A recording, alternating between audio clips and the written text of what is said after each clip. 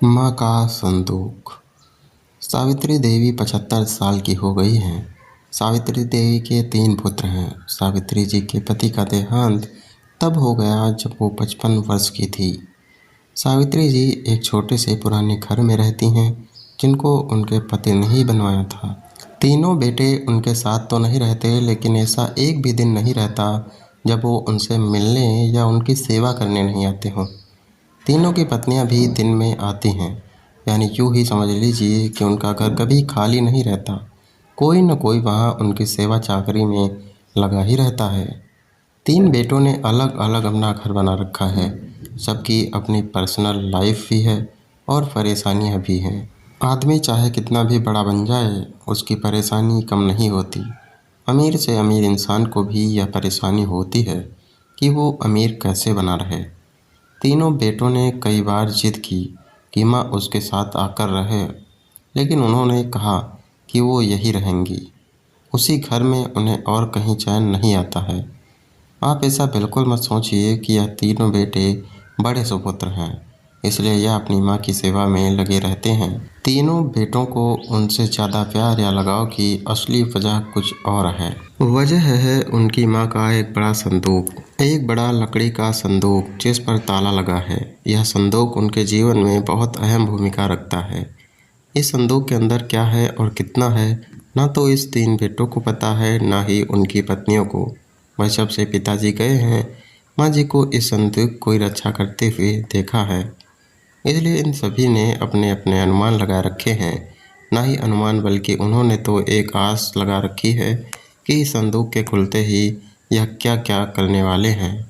सावित्री जी उस संदूक को छोड़कर कभी नहीं जाती। कभी जाती भी तो अपने कमरे में बड़ा ताला लगाकर ही बाहर निकलती। वो सिर्फ थोड़ी देर में ही वापस आ जाती। तीनों बेटे और उनकी पत्नियों की उस संदूक पर नज़र न जाने कब से है। सबने अपनी तरफ से अपनी अपनी कोशिश भी करके देख ली माँ को अपने साथ अपने घर ले जाने की, ताकि माँ के साथ उनका संदूक भी वहाँ से हिल सके। और फिर जाहिर सी बात है, जिसके घर में माँ रहेगी उसका संदूक। लेकिन सभी एक दूसरे की काट करते हैं। इसी की कृपा है कि माँ के आगे पीछे माँ जी करते न सिर्फ बेटे बल्कि बहुएं भी चक्कर लगाती रहती हैं। लेकिन सावित्री जी भी भली भांति अपने बेटों को समझती हैं। वो जानती हैं कि उनकी इतनी सेवा क्यों हो रही है। उनकी सेवा उनके संदूक के कारण हो रही है। उन्हें पता है, जिस दिन यह संदूक उनके हाथ आया, उस दिन उसका मूल्य कुछ भी न रह जाएगा। तीनों भाइयों और उनकी पत्नियों में यह बातें हैं कि माँ के पास न सिर्फ उनका सोना है, बल्कि उनकी सास का सोना भी इसी संदूक में है। माँ इसीलिए इस संदूक की इतनी हिफाजत करती हैं। सभी अपनी अपनी कहानियाँ बनाकर बैठे हैं। किसी का दावा है कि उन्होंने संदूक को एक बार उठाकर देखा है तो वो बहुत भारी है। माँ के कमरे में इन बहुओं ने कई बार साफ सफाई के बहाने संदूक के पास जाने की कोशिश की, लेकिन माँ जी ने उन्हें बार बार टोका और कहा कि इस संदूक से भी दूर रहो। समय आने पर इस संदूक में क्या है तुम्हें अपने आप ही पता चल जाएगा। आखिर माँ की बात कौन टालता, और वो भी अभी तो कोई भी नहीं। बस उस समय के इंतज़ार में यह सब माँ का अच्छा बेटा और अच्छी बहू बनने की कोशिश कर रहे हैं। रात में कोई ना कोई माँ के घर में जरूर रुकता है, लेकिन माँ जी उसे अपने कमरे में सोने नहीं देती थी। इस तरह सावित्री जी ने उस संदूक के सहारे 20 साल निकाल दिए। एक दिन माँ जी की तबीयत खराब थी। अक्सर जब तबीयत बिगड़ जाया करती थी, तब उनके बेटे उन्हें अस्पताल ले जाने को कहते थे, लेकिन वो उनके लिए भी राज़ी नहीं होती थी। वो कहती थी कि डॉक्टर को यही बुला लो। उनके बेटे ऐसा ही करते थे। इस बार जब उनकी तबीयत खराब हुई तो डॉक्टर ने कहा कि उन्हें अस्पताल में एडमिट करना ही होगा, वरना उनकी हालत ख़राब हो सकती है और फिर उम्र भी बढ़ती जा रही है। आखिर कब तक यह शरीर साथ देगा। डॉक्टर के यह जवाब देने पर तीनों भाइयों को दुख से ज़्यादा उत्साह दिखाई दिया। उनकी पत्नियों की आंखों की चमक साफ दिखाई दे रही थी। सावित्री ने उन्हें कमरे के बाहर खुसफुस करते सुना। तीनों इस बात पर चर्चा कर रहे थे कि माँ के जाने के बाद संदूक में जो भी है वो आपस में बांटा जाएगा, सबको बराबर बराबर मिलेगा। सावित्री जी ने जब यह सुना तो उनको अंदाज़ा लग गया कि अब समय हो गया है इन सबको यह बताने का कि आखिर इस संदूक में क्या है। उन्होंने आवाज़ लगाकर अपने तीनों बेटों और बहू को अंदर बुलाया। सबने आते ही कहा, माँ अस्पताल चलते हैं, आप वहाँ जाकर ही ठीक होंगी। माँ ने कहा कि पहले वो जान लो जिसके लिए तुम सब इतने सालों से चक्कर लगा रहे हो, उसके बाद तुम्हारी मर्जी। इस संदूक में तुम तीनों के लिए मेरे पास कुछ है जो मैं तुम्हें आज देना चाहती हूँ। माँ ने अपने तकिए के नीचे से एक चाबी निकाली और धीरे से खड़ी होकर संदूक को खोलने के लिए नीचे झुकी।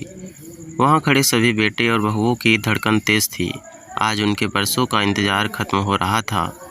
माँ ने संदूक खोला। संदूक में 3 अलग अलग कपड़ों में लपेटकर कुछ रखा हुआ था। सबकी आंखें बड़ी आश्चर्य के साथ उस संदूक की ओर ही देख रही थी। माँ ने कपड़े में लपेटा हुआ सामान आकर उठाने को कहा। तीनों बेटों ने एक एक सामान उठा लिया और उसे खोल कर देखा। कपड़ा खुलते ही कमरे में मौजूद हर एक इंसान का मुंह फटा का फटा रह गया। उन कपड़ों में से निकला एक भारी पत्थर। तीनों के हाथों में था एक एक पत्थर। यह क्या माँ, इतने दिनों से तुम इन पत्थरों को संभाल कर रखी हुई थी और हमें बेवकूफ़ बना रही थी। हमने सोचा तुमने गहने संभाल कर रखे हैं।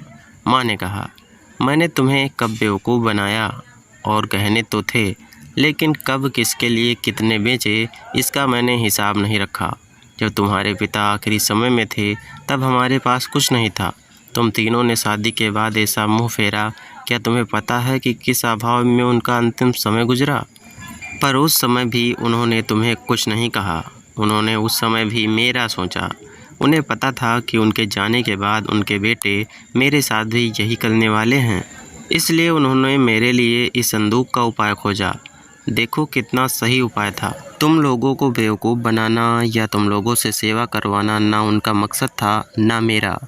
वो तो चाहते थे कि उनके जाने के बाद मैं अकेली न रहूं, बेटे मेरे साथ हों, मेरी आंखों के सामने, बस यही इच्छा थी। अब मैं शायद ज़्यादा न रहूं, इसलिए मैंने तुम्हें सच बता दिया। सभी बेटे बहू अब कमरे से बड़बड़ाते हुए और गुस्से से निकले। करीब 1 घंटे तक माँ के कमरे के बाहर ही सब एक दूसरे पर अपना गुस्सा निकाल रहे थे।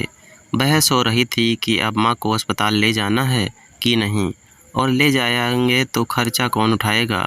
माँ जी अपने बिस्तर पर लेटी हुई सब सुन रही थी। आपको यह कहानी कैसी लगी हमें कमेंट कर ज़रूर बताएं। अगर आपको स्टोरी सुनना अच्छा लगता है तो हमारे चैनल को सब्सक्राइब करें, वीडियो को लाइक करें और अपने दोस्तों के साथ शेयर ज़रूर करें। धन्यवाद।